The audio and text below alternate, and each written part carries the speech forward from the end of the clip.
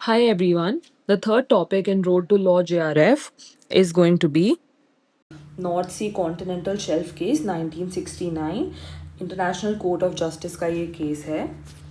Germany versus Denmark and the Netherlands भी कहा जाता है इस केस को.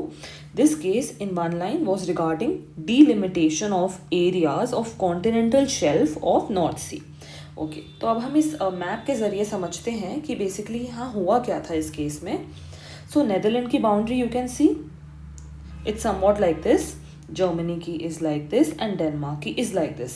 So Netherlands and Denmark signed a treaty which was called the 1958 Geneva Continental Shelf Convention of Equidistance Principle.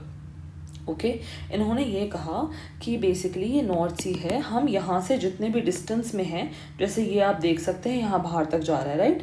तो ये इसको अपनी बाउंड्री मान रहा है, ये इसको अपनी बाउंड्री मान रहा है. ओके, ये कह रहा है कि हम यहाँ तक हैं और हम यहाँ तक हैं. Fine, this is fair in the case of Netherland and Denmark. So Germany का बेसिकली क्या कहना था, that Germany was getting less area because of being a concave shape. As you can see this. So maths में क्या होता है, अगर आपको बेसिक कॉन्सेप्ट मैं कहती हूँ नहीं भी पता, तो क्या है ना, आप देखिए समझ सकते हैं. इसका यहाँ है तो इसका यहीं तक मान लीजिए वो मान रहे हैं, ये तो उसकी जो भी एरिया है वो वेस्ट हो रहा है, right. So basically Germany wanted to factor the length of the coast to determine the delimitation, right. वो ये चाहता था कि सबकी जो ये लेंथ है इसको आप काउंट करो, मेजर करो और फिर उसके हिसाब से आप बताओ कि कहाँ तक है आपकी limit. Okay, so basically the issue that came up here was, does equidistance principle come under customary international law और not. Okay, so equidistance principle क्या है कि अब जैसे वो मान रहा है हम भी इतना दूर है और हम भी इतना दूर है. Okay, so basically what was held, it is possible for conventions to become binding for countries which have never become parties to convention but not here. So basically यहाँ साइन तो नेदरलैंड और डेनमार्क ने करा था, but Germany के लिए ये बहुत अनफेयर था क्योंकि उसको just because of the geography, you know, they can't change the geography.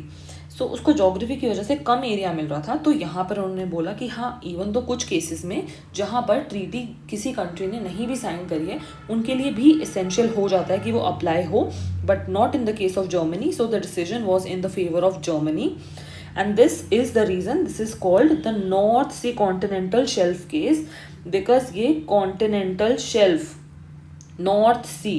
Okay, so basically now what you have to remember is that 1958 Geneva Continental Shelf Convention treaty sign हुई थी, equidistance principal के ऊपर थी.